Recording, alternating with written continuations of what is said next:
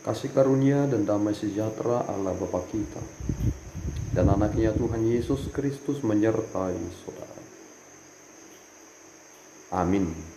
Shalom saudaraku yang terkasih di dalam nama Tuhan Yesus Kristus. Senang bisa menyapa saudara di tempat saudara berada hari ini, dalam dimensi yang berbeda tetapi dalam dunia yang sama. Sebagai insan yang diciptakan untuk Tuhan, sebelum melakukan rangkaian aktivitas kita pada hari ini, marilah kita mengawalinya dengan mendengarkan firman Tuhan. Firman Tuhan untuk kita pagi ini tertulis di Kisah Para Rasul 22 ayat 16.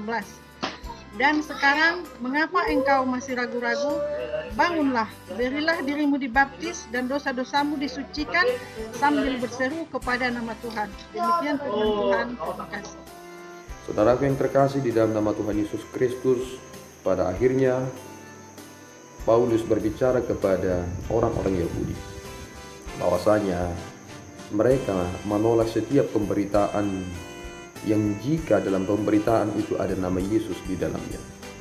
Kemudian ketika ia berbicara kepada mereka, ia menyatakan suatu fakta yang selama ini belum banyak orang mengetahui, dan fakta tersebut disampaikan kepada mereka bahwasanya dulu ia disebut sebagai Saulus, dan dia memiliki suatu hal yang menurut pikirannya giat untuk Allah dengan cara yang keliru.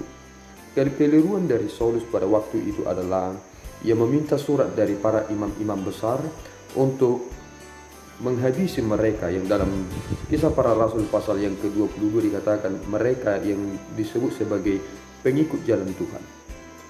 Dan Saulus pada kesempatan itu ketika ingin pergi ke Damsyik, ternyata ia bertemu dengan Yesus Kristus.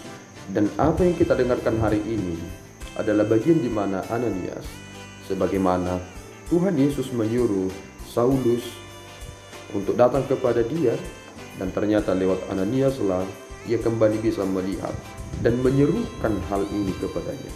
Ketika kita melihat bahwa dalam Kisah Para Rasul pasal yang ke-22 ayat yang ke-16 ini, mengapa engkau masih ragu-ragu? Bangunlah, berilah dirimu dibaptis dan dosa-dosamu disucikan sambil berseru kepada nama Tuhan. Dan pada akhirnya Saulus itu menjadi pribadi yang menerima Yesus Kristus. Itu mengapa kita mengenalnya sebagai Paulus.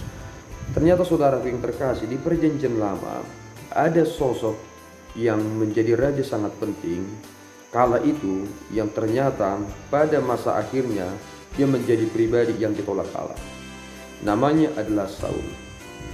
Itu mengapa ketika sosok Saul di perjanjian lama itu dan di perjanjian baru berasal dari suku yang sama, yakni Benjamin, ternyata ada sosok yang ingin membunuh pengikut-pengikut Yesus Kristus, tetapi pada akhirnya ditangkap oleh Yesus dan menjadikan dia sebagai orang yang luar biasa untuk memberitakan firman Tuhan kepada orang-orang banyak. Dan kita mengetahui bahwa banyak sekali tulisan yang dituliskan oleh Paulus dalam surat-suratnya, dan pelayanannya lebih luas dan lebih besar dibandingkan murid-murid Yesus yang lainnya. Kita baru memikirkan satu hal, ternyata dari kilas balik yang terjadi dalam kehidupan Rasul Paulus ini, ada juga kita yang masih tetap ragu-ragu meskipun kita telah menerima. Saulus sebelum menjadi Paulus, ketika melihat suatu kenyataan itu, ia masih memiliki keraguan-raguan di dalam dirinya. Dan jika kita semakin mendekatkan ini kepada diri kita, tentu tidak ada orang yang memang 100% tidak memiliki keraguan-raguan lagi di dalam dirinya. Tetapi bagaimana hal ini dapat kita taklukkan untuk menyatakan suatu penglihatan yang sangat penting akan misi yang Tuhan berikan kepada kita. Jika dulu dia adalah orang yang ragu-ragu dan ternyata Tuhan kini memperlengkapi dia, disinilah kita mengetahui bahwa kuasa Allah itulah yang mampu mengizinkan kita untuk dapat mengatasi keraguan-raguan itu.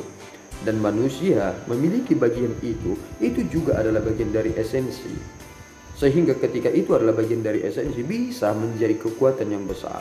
jika mengetahui apa yang harus dipersiapkan dan bagaimana kita harus melaksanakannya. Itu adalah hal yang sangat penting.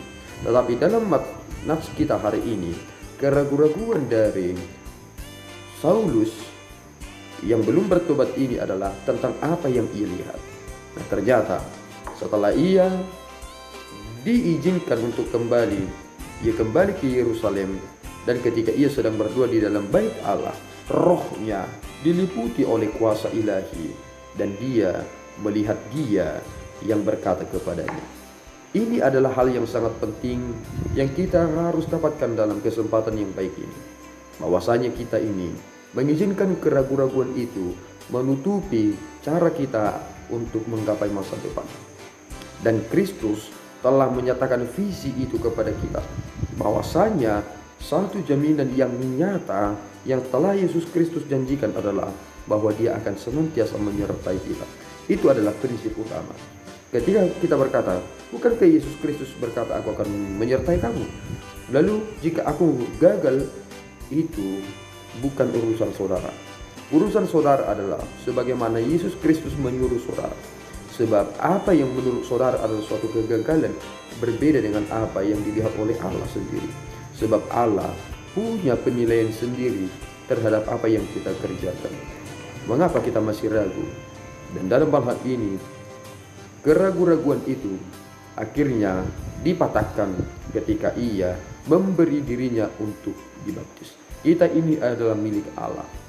Dalam baptisan, kita adalah pribadi-pribadi yang dipersatukan dalam kematian dan kebangkitan Yesus Kristus. Dan disinilah kita semakin sadar satu hal, bahwasanya aku memiliki kepastian, bukan keraguan-raguan yang membuat aku semakin jauh dari Allah. Kiranya Tuhan memberkati saudara dalam melakukan aktivitas saudara pada hari ini. Tuhan Yesus memberkati kita berdua. Ya Tuhan, kami bersyukur atas berkat-Mu. Terima kasih Bapa atas tuntunan-Mu yang Engkau nyatakan kepada kami. Saulus yang dahulu adalah sosok yang sangat membenci para pengikut-pengikut-Mu, tetapi dia menjadi pribadi yang Tuhan pakai semakin luar biasa. Tuhan, siapakah kami ini sehingga Engkau memperkenankan kami untuk dapat menerima anugerah ini? Tetapi kami yakin dan percaya Bapa, bahwasanya bukan hanya Paulus saja yang Tuhan pilih dan tetapkan untuk tugas yang mulia itu, tetapi Engkau juga memperlengkapi kami untuk dapat menyatakan kemurahan hati-Mu kepada setiap yang Kau ciptakan. Terima Tuhan pujian kami, di dalam Yesus kami telah berdoa dan mengucap syukur.